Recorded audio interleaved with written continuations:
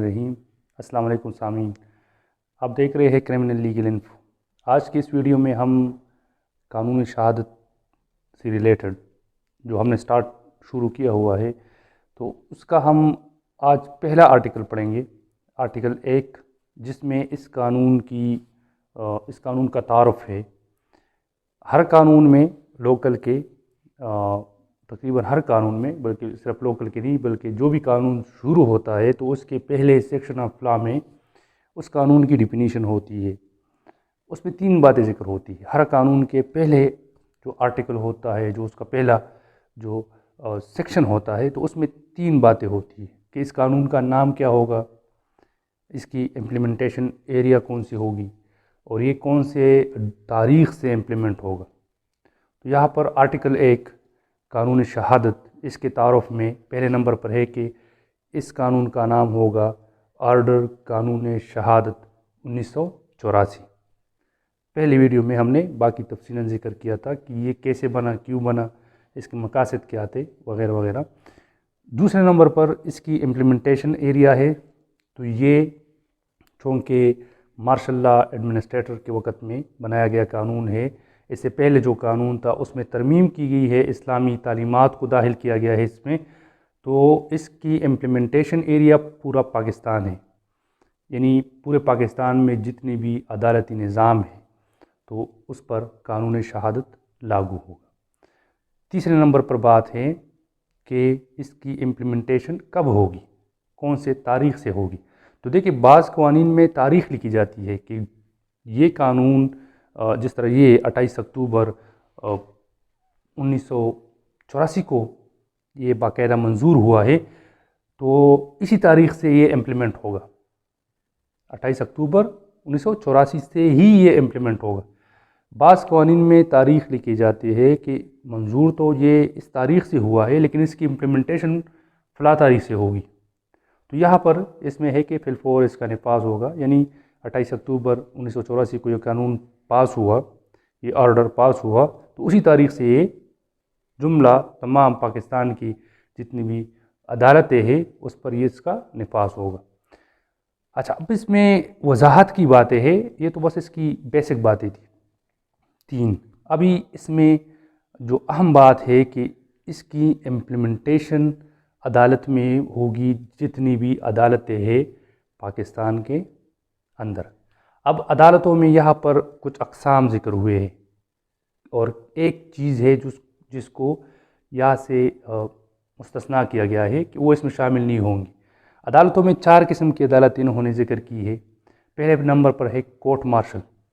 तो court martial फ़ौजी अदालतें होती है, जिसमें फ़ौज से मुतालिक जितने भी उनके मामलात होते हैं तो वहाँ पर उनके कार्रवाई होती है, सुनवाई होती है कोर्ट मार्शल के अंदर। दूसरे नंबर पर है ट्रिब्यूनल, सर्विस ट्रिब्यूनल। ये भी अदालत की किस्म है जिसमें सिर्फ जितने भी सरकारी महकमे हैं उनके अगर सर्विस मैटर्स है, उससे मुतालिक मुकदमात है, तो वो सर्विस ट्रिब्यूनल में ही उनकी कार्रवाई होती है, उनकी सुनवाई होती है। तो ये कानूनी शहादत आर्मी की जितनी भी अदालतें हैं, मार्शल कोर्ट्स, उस पर भी इम्प्लीमेंट है। ये कानूनी शहादत जितनी भी ट्रिब्यूनल्स है, सर्विस ट्रिब्यूनल, उस पर भी इसकी इम्प्लीमेंट है। और ये कानूनी शहादत ऐसी अदालती और नीम अदालती जितनी भी कार्रवाइयाँ है उस पर भी इम्प्लीमेंट है। ठीक है, अब अदालती कार्रवाई कौन सी है और नीम अदालती कार्रवाई कौन सी है। तो देखिए, अदालती कार्रवाई में जितनी हमारे सेशन साहिबान है, उसके मातहत एडिशनल, फर्स्ट, सेकंड या मजिस्ट्रेट साहिबान है, उसके अंडर मजिस्ट्रेट दर्जा अव्वल, दर्जा दोम, दर्जा सोम, जितनी कार्रवाइयाँ इनके सामने की जाती है ये अदालत में करते हैं। ठीक है, सुप्रीम कोर्ट हो गया, हाई कोर्ट हो गया, जहाँ पर किसी भी मुकदमे से, किसी भी मामले से मुतालिक कार्रवाई की जाती है तो ये अदालती कार्रवाई कहलाती है। ठीक है, बाज़ दफ़ा नीम अदालती कार्रवाई में कुछ मामलात हल किए जाते हैं। नीम अदालती कार्रवाई कौन से, उसमें क्या एग्जाम्पल्स है। तो देखिए, ये जो डीसी साहिब है, डीसीओ डिस्ट्रिक्ट कमिश्नर या एसी असिस्टेंट कमिश्नर, इनके सामने जो कार्रवाई होती है یہ جو کارروائیاں کرتے ہیں یہ ان نیم عدالتی کارروائیوں میں شامل ہوتی ہے. جب یہ اپنے عدالت میں کرتے ہیں تو پھر عدالتی کارروائی ہے، اگر اس سے باہر کرتے ہیں تو پھر یہ نیم عدالتی کارروائی کہلاتی ہے. اس طرح اگر تعلیمی سطح پر کمیٹیاں بنائی گئی ہے جو وہاں پر انکوائریاں کرتی ہے، تو یہ جو انکوائری کمیٹیاں ہے تعلیمی سطح پر، تو یہ بھی نیم عدالتی کارروائی کے ضمن میں آتی ہے اور اس پر بھی قانون شہادت لاگو ہے.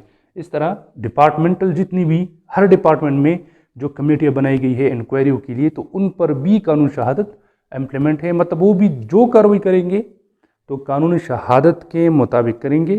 قانون شہادت میں درج جتنی بھی احکامات ہے اس کو مد نظر رکھتے ہوئے وہ کارروائی کریں گے.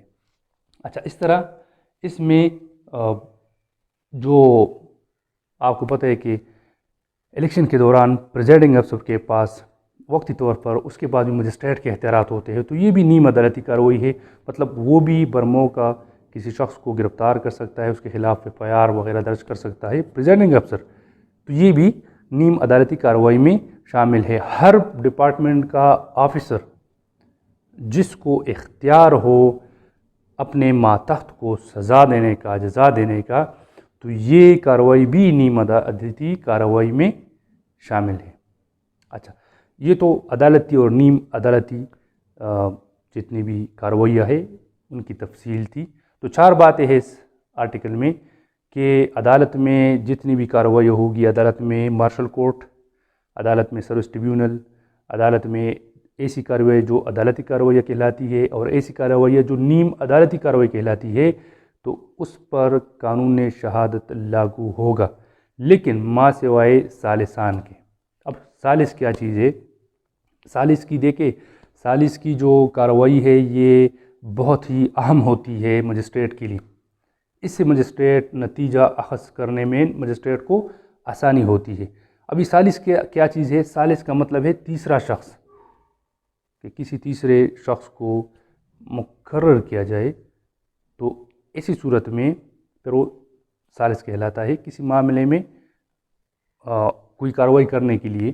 اب ثالث میں دیکھیں تو ثالث میں ویسے تو ہم عام طور پر جو ہمارا جرگہ سسٹم ہے پنچایت، وہ بھی ثالث کی تعریف میں شامل ہے. آج کل جو ڈی آر سی بنی ہوئی ہے ہر ضلع کی سطح پر، تو یہ ڈی آر سی کی کارروائی جو ہے وہ بھی ثالث کی تعریف میں شامل ہے.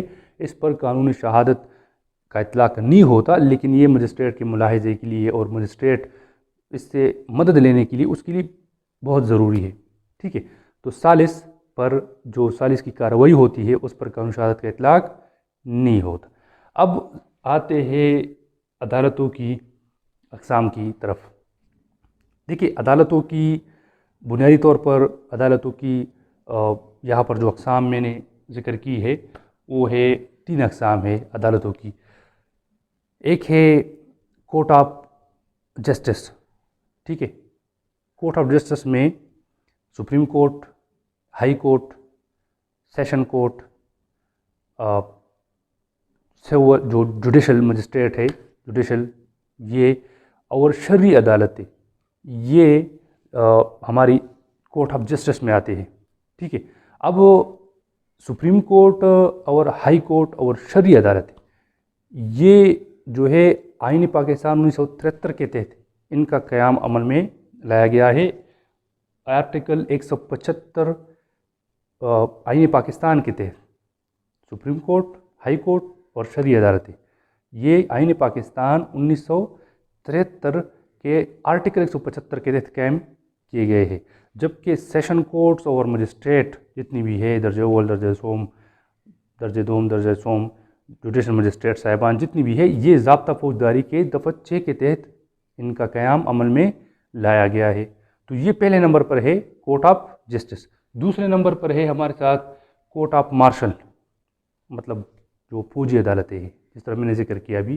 تو فوجی عدالتیں یہ بھی دوسرے نمبر پر ہے، جہاں پر فوج سے متعلق، آرمی سے متعلق مقدمات کی سماعت کی جاتی ہے.